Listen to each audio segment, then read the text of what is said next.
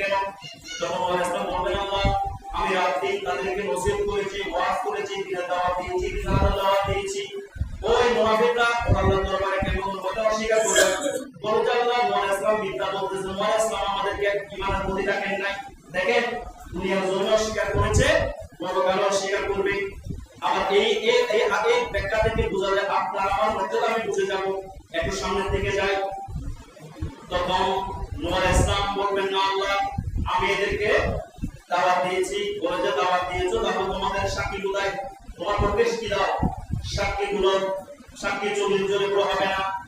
এরা এই 40 জনের বাইরে সাক্ষী করো। নূহ ইসলাম তখন বলবে আমার পক্ষে সাক্ষী হচ্ছে এই কিয়ামতের ময়দানে উম্মতুল মুহাম্মাদিরা বলবেন সুবহানাল্লাহ। দেখেন ওখানে আপনি থাকবেন, আমি থাকবো, আমরা থাকবো।